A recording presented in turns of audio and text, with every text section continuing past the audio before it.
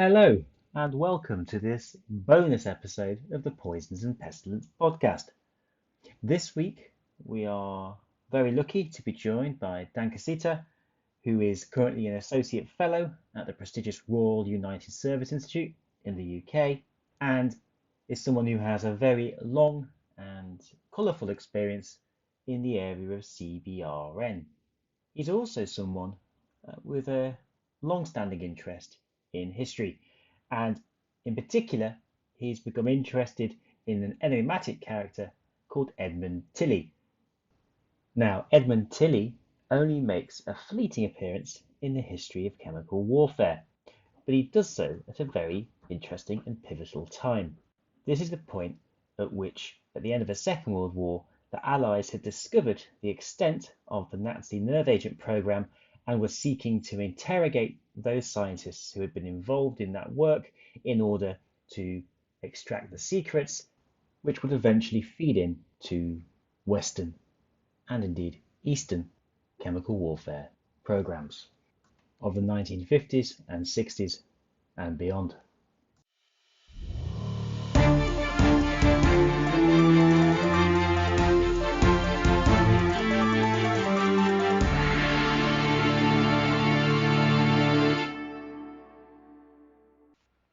Nerve agents were first discovered by German scientists shortly before World War II.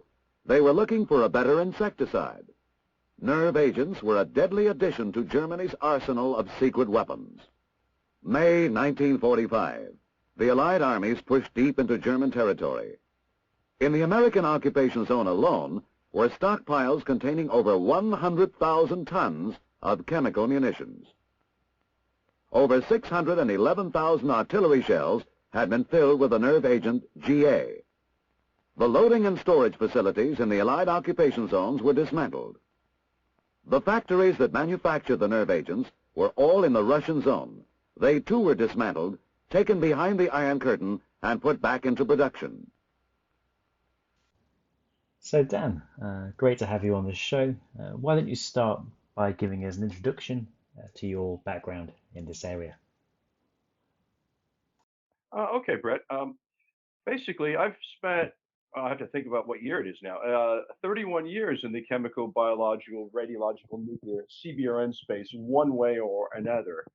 I started out in 1991 as a young second lieutenant in the U.S. Army Chemical Corps. I went to U.S. Army Chemical School, learned military CBRN defense, left active service, became a reservist, first in the U.S. Army Reserve, then in the Maryland National Guard. Kept trying to escape CBRN stuff, but kept getting dragged into it.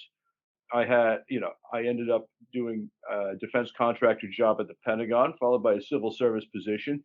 And in 1995, some guys in the Tokyo subway perpetrated an atrocity, which inadvertently gave me a career boost. All of a sudden, CBRN counterterrorism was a thing, and I happened to be the right guy in the room at the time, literally, at a point when somebody said, "Does anybody know about sarin?" I'm like, yeah. Uh, I mean, the wheels of government turned quickly for once. The next thing you know, I had an office with a window in the Pentagon, which is unusual. There's, 25,000 people in the Pentagon, only something like 7,738 windows. And within about a year, I found myself actually working at the White House. I was at the White House military office, where I spent 6 years as a CBRN defense advisor, doing things from the mundane to the strategic, from the sublime to the ridiculous, and eventually got poached by the U.S. Secret Service for basically, more money and a badge and a gun, and moved my office 400 meters down the street to the U.S. Secret Service, where I spent another 6 years. There I had the privilege and duty of protecting the White House complex and the president at the time, who was George W. Bush, from chemical, biological, radiological threats.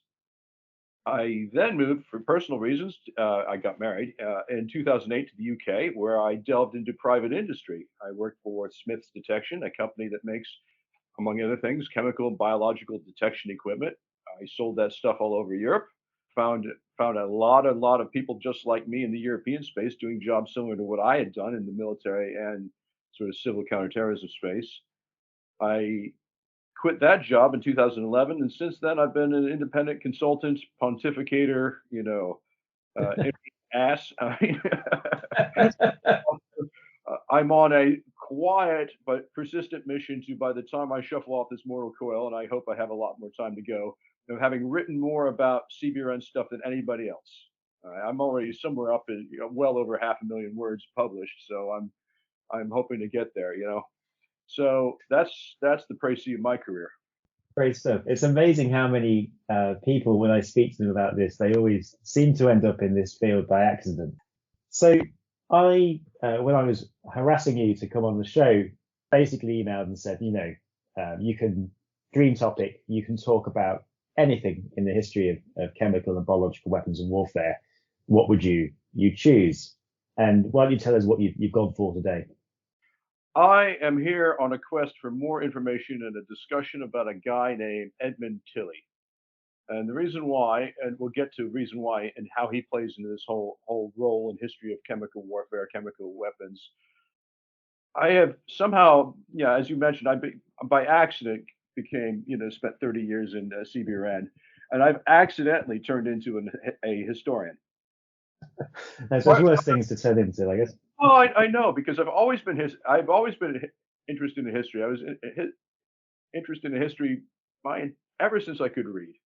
Uh, you know, and I found myself in a field where there are a lot of guys with chemistry degrees and chemical engineering degrees and biology degrees and physicists and engineering types and technical types and guys who do aerosol modeling and stuff like that. And these are not people who are terribly interested in history, but there's a huge amount of history. And so I informally started collecting stuff that was just interesting to me. And I actually had this opportunity when I was in that Pentagon with that window to actually talk to some people who were left over from the bad old days of offensive programs in the U.S. government. I, got a lot of them to talk, and I just became informally a historian until I ended up with things like book contracts. So now I'm formally a historian.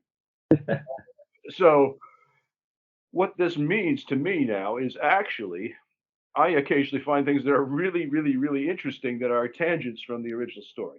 It happens basically anybody I know who's a serious historian, archivist, museum studies person, you're looking for one thing, you find something that's terribly interesting, and you end up off on a tangent. And this guy, Tilly, I'm going to tell you, the history of chemical and biological stuff, bad stuff, is really full of boring people. People whose great achievements were scientific papers that are basically impenetrable to anybody who isn't a specialist in, say, organophosphate chemistry. And I started looking at a lot of the historical backgrounds of a lot of these people, and outside of the lab or outside of the factory, bless them, they're boring nonentities as far as the historical record is concerned. They were born, they went to university, they got 3 or 4 degrees, they did brilliant stuff, they retired, they wrote a few papers, they died. But I found this other guy, and so maybe we should sort of launch into how we got to this other guy, Tilly, and why I think it's interesting. Great. So shall we? I guess we could start right at the beginning, at the context, in a period where, let's be honest, is often still skipped over in kind of textbook introductions to the history of chemical and biological warfare. This is the role of chemical weapons during World War II, which most people, I think, have a kind of glancing familiarity with. They maybe think about Japan, but not so much about what was going on in Europe and in the US in terms of preparations. So why don't we start there with that kind of context? Yeah, if I could give a general summary, I mean, if you're going to look at World War II in Europe, and we're basically talking about Europe here because the whole Japan-China thing is another whole scene in chemical warfare and one that I need to learn more about and I have interesting hypotheses about. But if you're looking at the major European conflict, Germany, Italy versus Eastern and Western allies. At the very beginning of the war, it was a slightly different alignment. We forget, many of us forget, I don't. But at the beginning of the war, the Soviet Union was on the side of the Germans. But what you got is this major confrontation between most of the powers in Europe. And by and large, these are countries that had fought in the First World War. And the First World War, one of the many things that had been developed in the First World War was chemical weapons. And if you look at military thinking in the 20s and 30s, an awful lot of it was really trying to fight the last war. So the last war had chemicals, so we're going to assume that the next war has chemicals. And what we have is an interesting case study of actual deterrence in that because pretty much everybody had some kind, even the small and medium sized countries had some degree of chemical weapons. Countries like Greece and Hungary uh, and Belgium had chemical weapons programs. Okay, the Czechs fell off the map of Europe before the war, but they had a chemical warfare program. The Poles had a chemical warfare program. Now, nobody's really making any effort to hide that. There is this arms control treaty, the Geneva Protocol, which says you can't do it, but it really just says you can't be the first to use it. So everybody's got this as a deterrent, and largely uh, throughout the whole war, that whole mutual deterrence of chemical weapons pretty much holds. There's a couple odd sort of outlier incidents, most of which can be explained away as a in a as a local error, a local oops. There's a story about a mustard gas round, a mustard gas bomb being accidentally loaded onto a German bomber and dropped in Poland. There is one incident in this place called Jaslo, and I'm not probably not even pronouncing that right, Poland. There's a few instances in the Eastern Front of toxic smoke uh, being used. And there was this big incident in Italy where a U.S. ship gets carrying mustard gas is struck by an air raid. Lots of people die. Lots of people are injured. Uh, but those are the exceptions. By and large, the thing held. But what you get was everybody understood. All the people who were in the chemical warfare business understood that the chemical weapons of the first generation, the chlorine, the phosgene, the mustard, the lewisite, were okay, but did not live up to the expectations. You can't really point to many things that won many of these situations where chemicals won a battle, let alone won a war. Uh, there, in fact, there's the opposite. There's cases where the wind shifted and chemical weapons used did help somebody lose the battle, okay, instead of win it. Uh, but there was a prevailing thought that well, we just need better chemicals. Now, not a lot of people were putting a lot of money into that. The R&D efforts into better chemicals were largely under resourced because, among other things, we're talking about the 20s and 30s. We had the 20s were not an era of great military spending, and the 30s were the era of the Great Depression. So this sort of thing was well beyond building new battleships and working on new airplanes and stuff like that. Stuff that really, actually, if you were a bean counter in the defense ministries of the things that showed more promise than chemical weapons. This is, I'm not going to say a completely neglected backwater, but not heavily resourced. But you add into that equation in Germany an industrial development that turns out to have spin offs and ramifications. So, German chemists working at IG Farben, the German chemical conglomerate, are working on pesticides. Now, pesticides have an interesting history too, because there's a whole economic aspect of warfare. Germany is easily blockaded. Germany is only one bad harvest away from, you know, defeat. One of the reasons why Germany lost the First World War was its troops started going hungry. There were actually mutinies in the Navy, things like that.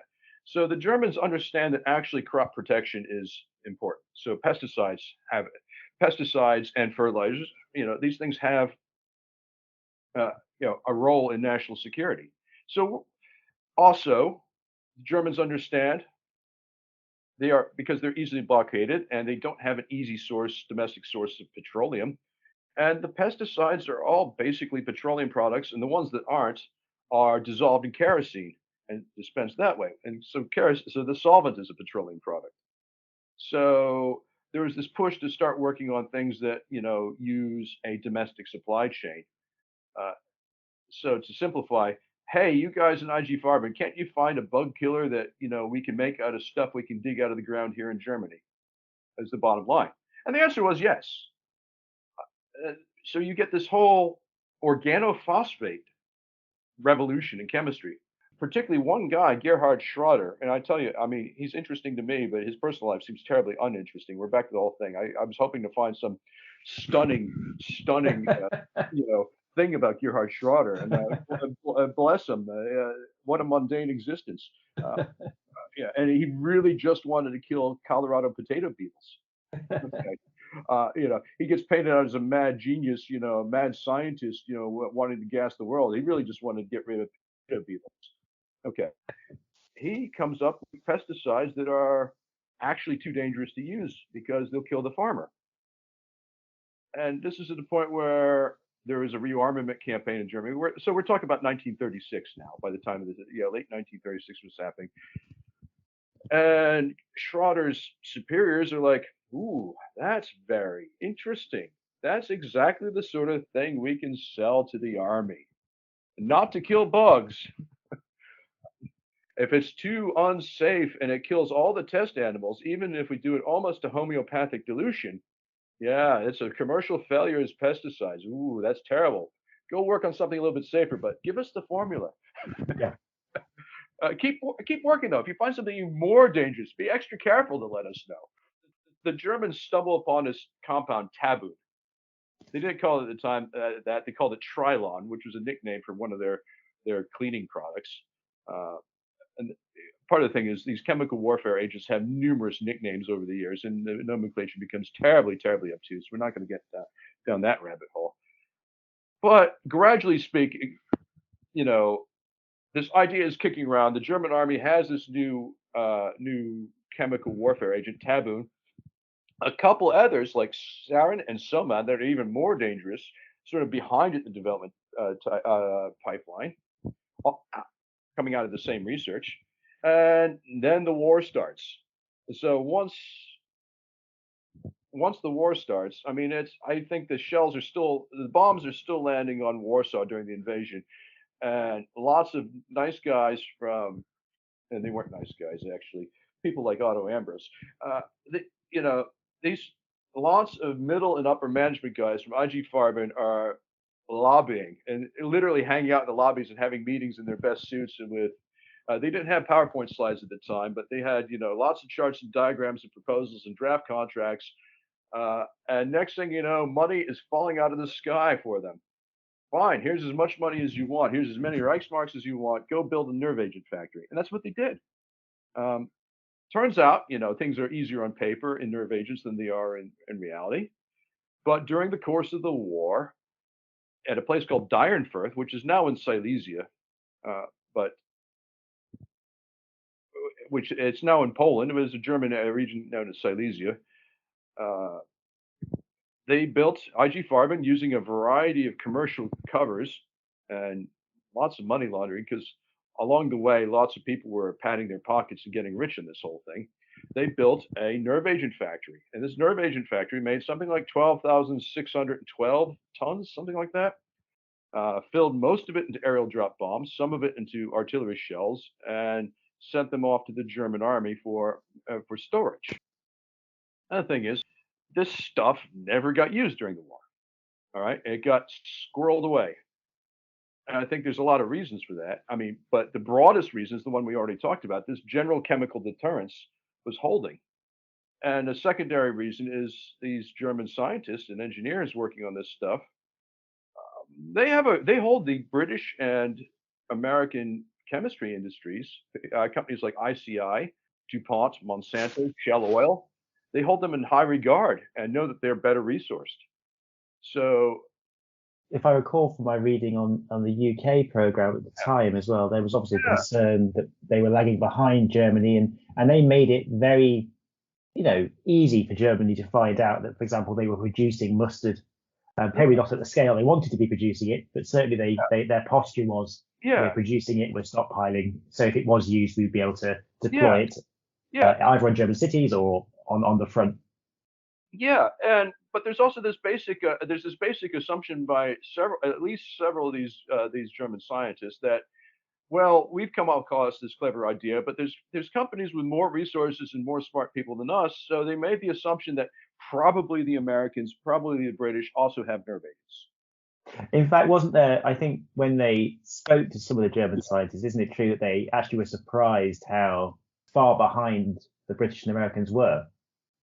And not only that, the Allies had an opportunity to learn all about this stuff and ignored it because they captured a German chemist in 1943 in Tunisia who had, I'm not sure what this guy did because I never figured out his name. He's anonymized in the records. This guy had actually worked in Spandau in the German chemical warfare laboratory.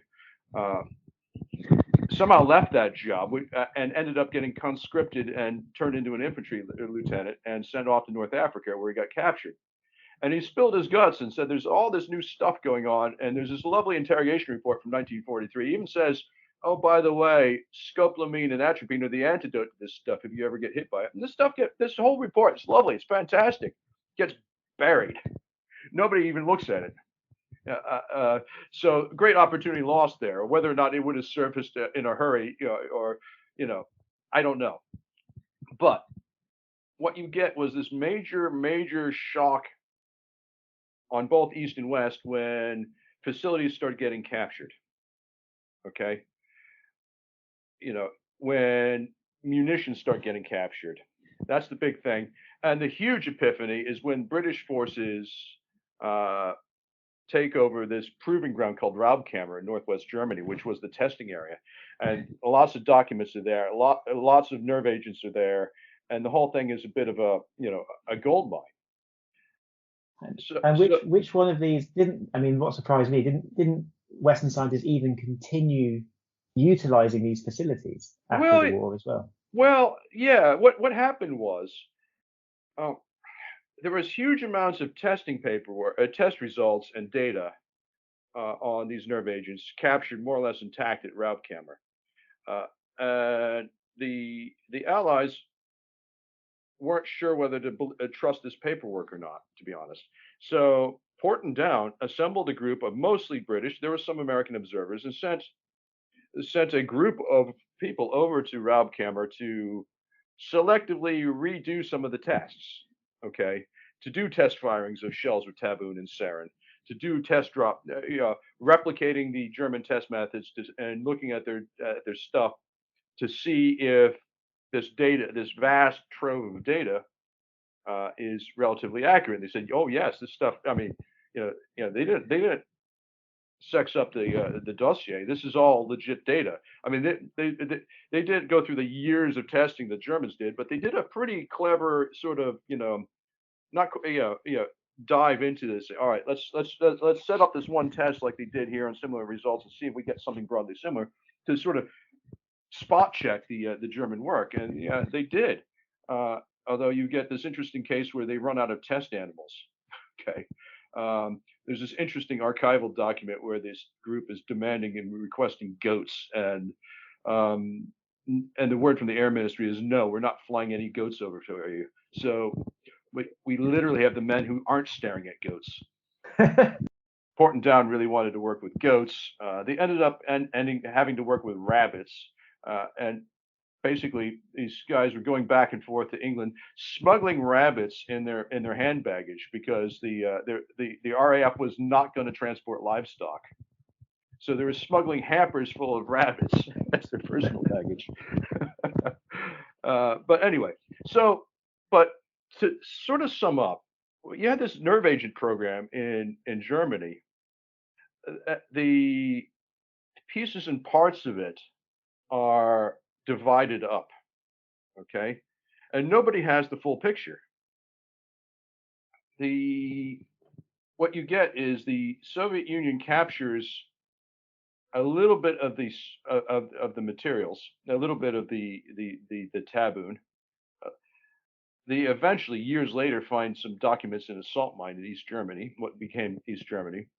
And they had these two factories. They had a place called Dierenfurth and another place called Falkenhagen. Now, Falkenhagen was meant to be the sarin factory, but it wasn't anywhere actually close to actually being in full production. Both facilities were heavily sanitized and sabotaged at various points before the Russians got to it. And the skilled labor mostly fled west.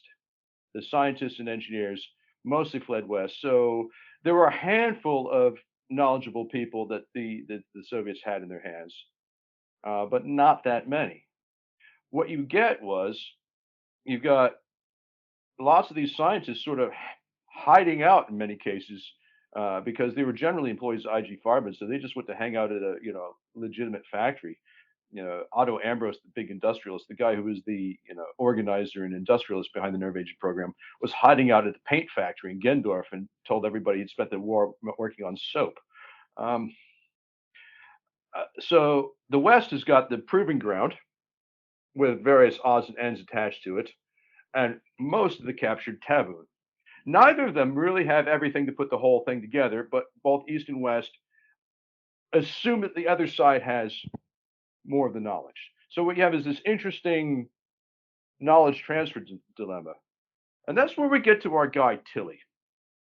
Because into this mix comes an interesting effort. Uh, there is in there's an Anglo-American joint intelligence effort to find the scientific and technical secrets of the Third Reich. There had been much Nazi propaganda about super weapons and extra inventions and all this sort of stuff, and there's a big grain of truth behind that. You had V1 and V2, rockets. You had these nerve agents. You had all sorts of other stuff going on. Plus, you also had a lot of rumor and innuendo and some BS because it was Goebbels and his propaganda ministry just piping out stuff, the fake news of the day. But there was a pretty good combined effort to exploit,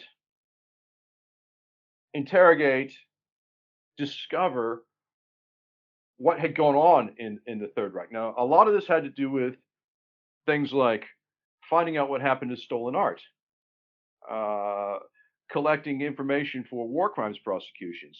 But there was this whole technical intelligence aspect of this as well. Now, into this mix comes this guy, uh, Edmund Tilly. At the time, a major. By the time he demobilized, he was a lieutenant colonel in the intelligence corps in the British Army. And I see this guy's name; it keeps turning up.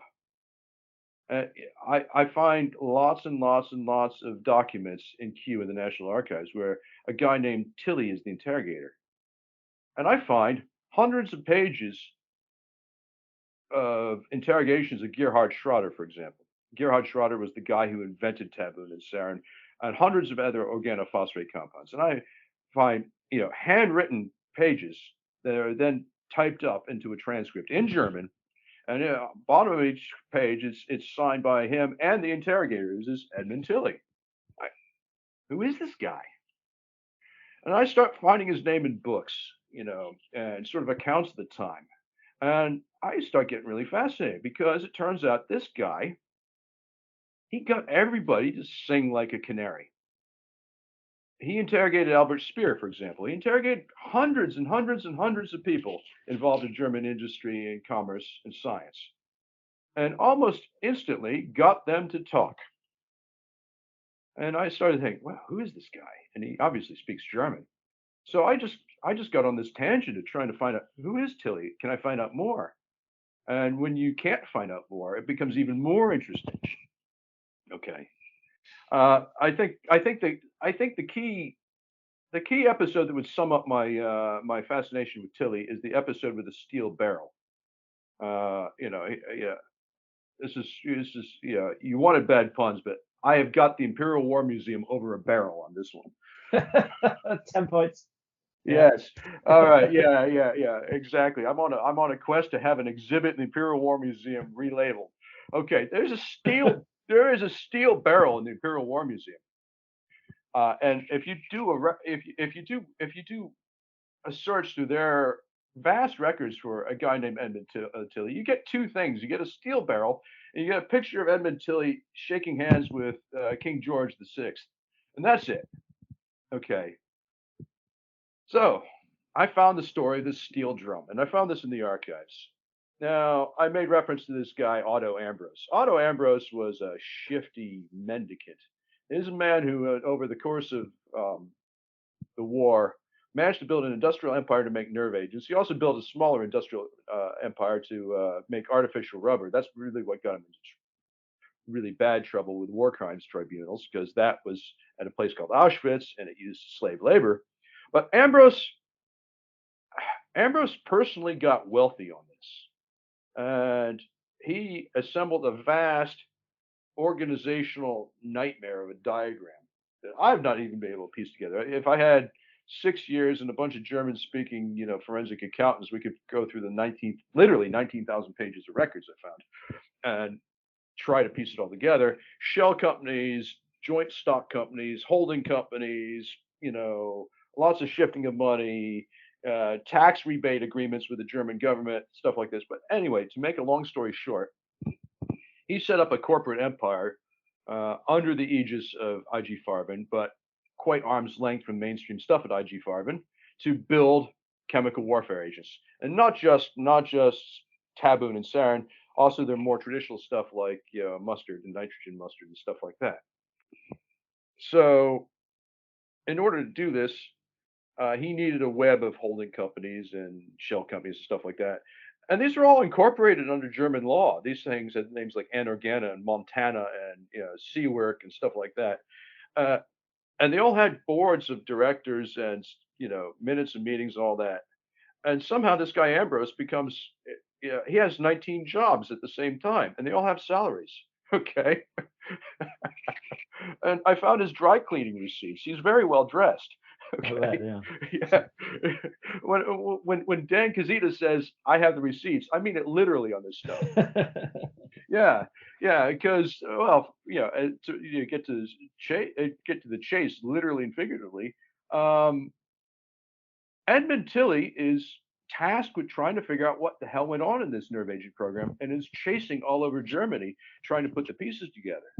And he's interrogating everybody from the cleaner all the way up to the captured executives at IG Farben, and gradually piecing together a jigsaw puzzle. And a huge missing piece of this jigsaw puzzle is Otto Ambrose. He seems to go on the ground. Nobody can find him.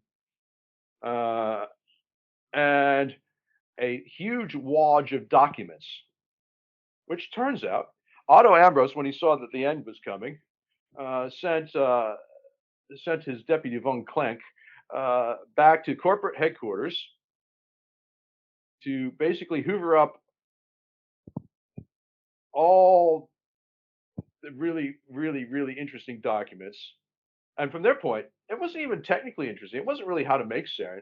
It was all the documents about how they got rich. It was all the incorporation documents and all that. And You'd have assumed someone that was making soap the whole war would have been better at doing his own laundry, wouldn't you? yeah, yeah, you would think, yeah, yeah. But anyway, but he had all this stuff hoovered up, and von Klink got a paint drum out of the warehouse because IG Farben made a lot of paint. Uh, and he got this guy, the fire chief at the facility, who was a wounded SS veteran from the Eastern Front. This his name escapes me. It's in my book. Got the fire chief. I think you got to say, go bury this in the woods somewhere and don't tell me. All right. So he did, but eventually Edmund Tilly pieces it together, finds the fire chief, interrogates the fire chief, um, finds out that the fire chief actually been in the SS in the Eastern Front, threatens the fire chief with being handed over to the Russians and therefore probably a firing squad, or at least 20 years in Vorkuta. So the fire chief all of a sudden remembers where the barrel is buried. So Tilly takes the fire chief and a shovel out in the woods and finds the barrel. The barrel itself is sitting in the Imperial War Museum. The contents, all 19,000 pages of it, are in Kew at the National Archives. And so I said, "Wow, this Tilly, is he a hero? I don't know. What about this guy?" So I started, wondering about, his life story. How did this guy get to where he is? How did he speak German? He speaks German so well that he's having just these fluent discussions with everybody from the cleaner all the way up to Albert Speer. And so I just got intrigued on Edmund Tilly the person and not just his role at the time. I sent off a request to the archives at the Army Intelligence Museum at some place called Penzance. Say, "Oh, what do you tell me about Tilly?" And they embarrassingly report back and say, "Oh, we got nothing." And we're very embarrassed of that because we should have something. We don't. His file's empty. It's like, okay. So it's like, what do you have? So you, and of course, this means you heard. This is interesting. This is more interesting now. Yeah. This is very interesting, and they're interested too. Like, what the hell? So I started a little bit of a diversion to find Tilly. You know, the Imperial War Museum had a little bit mention of Tilly, a previous position Tilly had held. Turns out, Tilly earlier in the war had been an interrogator at this place called the CSDIC, the Combined Services Defense Interrogation Center, and it was for the Mediterranean and sort of Middle Eastern theater of the conflict. And it was in a place called Madi outside of Cairo, where allegedly he was the great interrogator cracking these German spies who've been caught. Because we forget that places like Beirut and Damascus and Baghdad and Iran and Cairo, these were hotbeds of espionage, and German spies were turning up. You know, sometimes under cover as one of the spies was undercover as a Swiss watch but evidently Tilly, broke the watch repairman and saying, "You're not speaking Swiss German. You're speaking, Hamburg German. No Swiss person would ever speak that." And so the guy melted in about 10 minutes. All that Gestapo training, gone. And some other guy who was traveling on a Dutch passport took Tilly 30 days, but eventually cracked him. So I got these two episodes of this very good interrogator. And I get all this stuff later on, so I start pulling up other things that Tilly did out of the archives, and I've not even tapped the fullest extent of that. There's a lengthy document where he is basically his triage document, where he's visited an IG Farben facility, basically hauled everybody into the conference room and is pulling them out one at a time. And some of them, really, he's dismissing these guys in about two sentences. This guy is a worthless time server, not worth the time. This guy is a bullshit artist, basically. This guy's interest. This guy's sounds, interesting. Sounds like my annual review. Yeah. So I started. So I now have this lifelong project to patch together somehow, stitch together the life and times of Edmund Tilly, which I think the more I find, the more I find that I don't know, and so let me tell you about this guy. He was born in Germany in the early 1890s. I found two different dates of birth on him.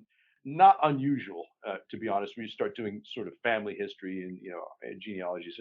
Somebody transposes a date somewhere, or somebody puts the wrong thing. So I found this, I found fragments. I found an obituary of his son Hubert, which gave me some stuff. His son Hubert died not that long ago. And Tilly's father was famous. So Edmund Tilly was born in Germany, in Marburg, Germany, in the 1890s. Guys like you and me, Brett, were conditioned to think that the Germans were the enemies. It's because of two world wars. But in the 1890s, it was a pretty good relationship. Seeing how, frankly, Germanic our royal family is, and they're all cousins. There was a relatively warm Anglo-German relationship at the time. I remember reading, actually, I think this was to do with the interwar years with the UK's chemical weapon industry. They were confident that the Germans would be believing that the UK had a good production, because many of them would have visited as part of their industrial exchanges, even as late as the interwar years. So there was that introduction. So Tilly's father was a professor of English at the University of Marburg. And so Tilly spends the first 18 years of his life, living in Germany, speaking German from birth. His father is a professor of English, also runs a series of so-called Tilly method schools, where posh middle and upper class Germans who want to learn English, pay Tilly to learn how to speak English properly. And vice versa, Tilly method. He was the Charles Berlitz of his time in the Anglo-German sphere. So Tilly grows up as a linguist, speaking English and German very fluently. He gets packed off to university in the U.S. at a propitious time, because it's right before the beginning of the First World War. So Tilly is in university at a place called Union College in Schenectady, New York, which is sort of near Albany, and is there during the war, which saved him internment, because his siblings and his parents were all sort of locked up in German internment camps for the duration pretty much, as best I can tell. Tilly stays in America, graduates from university, ends up almost immediately on the faculty of the university. When the U.S. enters the war, because he's a resident alien, he's actually theoretically subject to conscription. I found his draft registration card in the. Interestingly, his draft registration card shows yet another fragment or mystery. It asks if he's done any prior military service in any other country, and it said he did 3 months in the army in Canada. So at some point, he, maybe as a British citizen, he had incurred some obligation, went up, did some military training in Canada. I don't know the deal there, but anyway, the war ends. Tilly is now married, has a daughter. His wife Gwendolyn is an American. Don't know what the deal is. I found him in the 1920 census. He's now a lecturer at Robert College. He went basically straight from student to lecturer, and he's teaching French and German. So I'm fairly sure that his upbringing probably taught him French as well, too, probably. And at some point, I still haven't worked the transitions out of this. He ends up in Turkey. He leaves the U.S., ends up in Turkey at a place called Robert College. Robert College is a posh private school in Istanbul, set up roughly at the same time as the American University in Cairo and the American University in Beirut. It's set up in the 1860s, 1870s by Americans who want to export education as a thing. And they set it up kind of as this sort of Anglo-American style private school, a little bit like a fake Eton. Students live in houses. It was where the elite, first of Ottoman, then of sort of Republic of Turkey society went. Huge numbers of very famous Turkish people went there. Various people during the Ottoman Empire. There, two early prime ministers of Bulgaria, for example, are alumni of this school. So Tilly ends up as a French and German instructor and the advisor to the Drama Society. Okay, so I found documents there. So I don't know how long he lived there, but clearly he ended up collecting lots of books because very ancient collectible books. I'm talking like stuff from the 1600s, books on ancient Byzantium, written in 1600s, 1700s, with his book plate in it, have turned up on the collectible book market. Okay, so he's got books. Okay, yeah. He's evidently well regarded as an amazing coach to the drama program at the school. Uh, I found this photograph of the Turkish students doing Pirates of Penzance in the 1930s, and lavish costumes. At some point, I don't know when, he seems to have separated, divorced something from his first wife. I don't know what the deal is there. I haven't figured that out. In the late 1930s, somehow he ends up back in the UK doing what? Not sure. Have an address for him in North London, okay, in Hampstead. I went by, looked at the house. He probably rented a modest room. In 1940, by this point, he's 47, 48 years old. He enlists in the army about the time of the Blitz. He enlists in the army as a second lieutenant, sorry, I'm trying to be bilingual, in the intelligence corps, and then disappears off the record. You can go to Q, and there's these vast bound volumes of everybody who was a commissioned officer, but there's really only sort of date of birth, date of enlistment, address of enlistment, and the various dates at which he was promoted. You get a little footnote if the person was wounded. You get a little footnote if the person was died. You get a little footnote of somebody who's received an award. Okay. And eventually, he becomes a captain very quickly, then a major very quickly. He was major for a long time. And basically, during all this post-war stuff, where he's investigating all this stuff, and he spent several years doing it, he gets promoted to lieutenant colonel. At some point in the war, he picked up the little asterisk saying he got a medal, but I couldn't figure out what the medal was. I looked through hundreds and hundreds and hundreds of gazettes at the time, couldn't find anything. So whatever it was, I think it was a bit secretive. From the timing, I suspect it may have been this time when he was in Cairo doing the interrogation stuff, but I don't know. So I only have pieces of his record. Then he leaves the army in 1948, having submitted lots of affidavits for trials at Nuremberg. Lots of his stuff is in various files for the Nuremberg trials, particularly on the IG Farben guys. And he disappears. He disappears again. He appears again in sort of 1951 where he gets married in Kensington Town Hall in the civil ceremony in front of the registrar. Okay. Kathleen Mary. An address, firmly middle-class address near Earl's Court in West London. Again, I went to go look at it. Interestingly enough, later on, years after he lived in it, there was a murder in the flat where he lived. I'm trying to get to. It involves drug dealers and Vietnamese boat people, refugees, and something like that in the 1970s. That's a tangent. Find these tangents anyway. And then he disappears again. Then I find his death record. He dies in 1966 in Cornwall, of all places, in Newlyn, the fishing village. Right near Penzance. Yeah.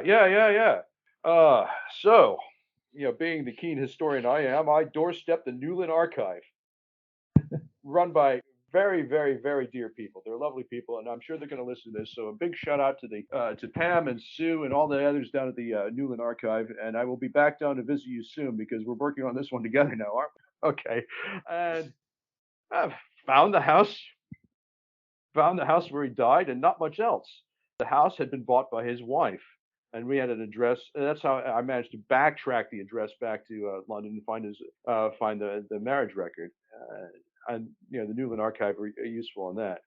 And that's all I know. Don't know. I mean, I suppose he could have just retired down there. I don't know what the Cornwall connection was. Intriguingly, the house has got a secret tunnel in the basement. So yeah. And nobody down there had heard of this guy. So I was like throwing a hand grenade into a beehive. I've got the amateur history, the entire amateur history and archive scene in Newlyn, well agitated on the subject of this guy. And I'm going to follow that on with any listeners know anything about an Edmund Tilly. Tilley, although at various points he omitted the E, so there's a Tilly in some documents. So anybody knows anything about Edmund Tilly, born 1892, died 1966, service in the British Army, and seemingly 3 months in the Canadian Army at some point. Let me know. I'm easily found everywhere on social media. It's an amazing story. Yeah. I love the image of this barrel as a kind of centerpiece, and I think you're right. So the barrel will be is it the Imperial War Museum? Yeah. I assume it's not displayed. I imagine there's. It is. Is it displayed? It is. Yeah. I got to give a lot of credit to Ian Kikuchi. I don't know if you know Ian. He's a curator there. He said, "Hey, look what I found." Yeah, and I had to give him all the documentation I found at Q to show this story, because it's often the case is the original story with the barrel when it was given to him isn't the same as what I found in the archives. Evidently, some sort of folklore had gone up that this had been dug up at Berchtesgaden and contained Hitler's secrets. Classic. Yeah. Well, it had been dug up and it contained Hitler's secrets of sorts in the sort of form of contracts and spreadsheets for a nerve agent, not Hitler's secrets.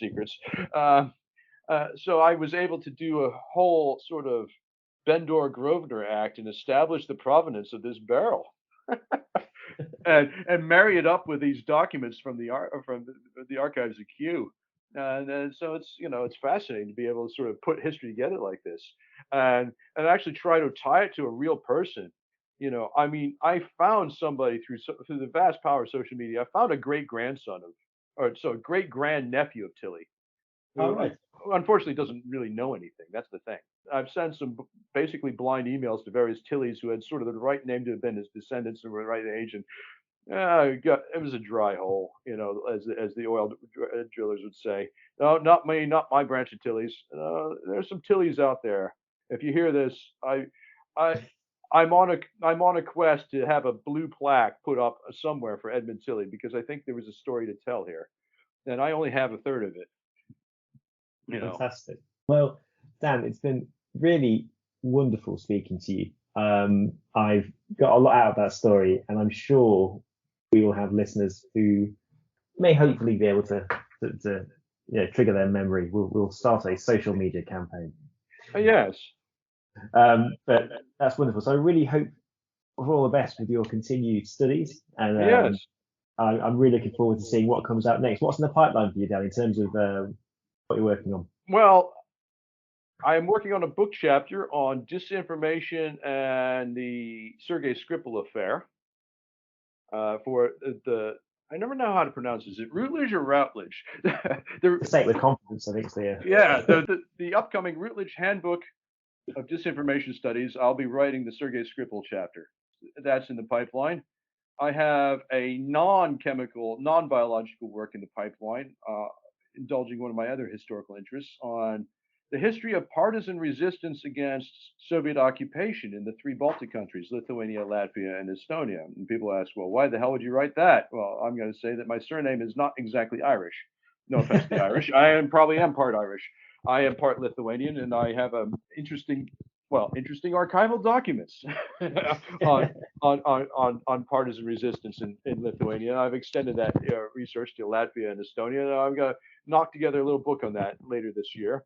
And then next year's project is the history of tear gas and riot control agents from a multidisciplinary angle, where I'm going to sort of look at it from a lot of different perspectives, some of which you might not even think of.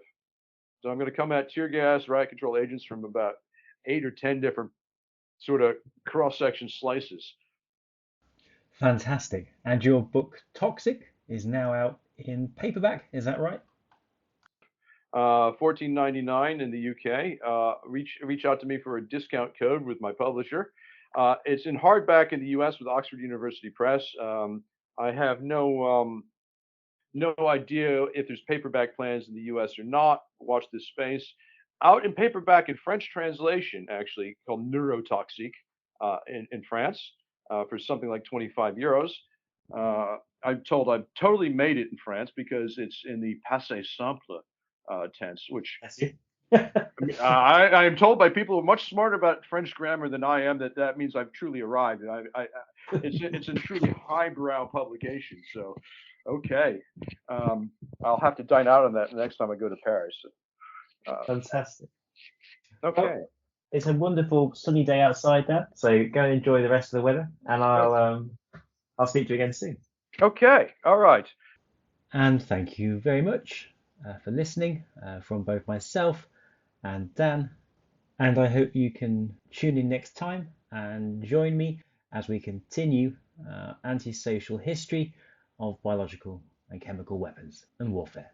See you next time.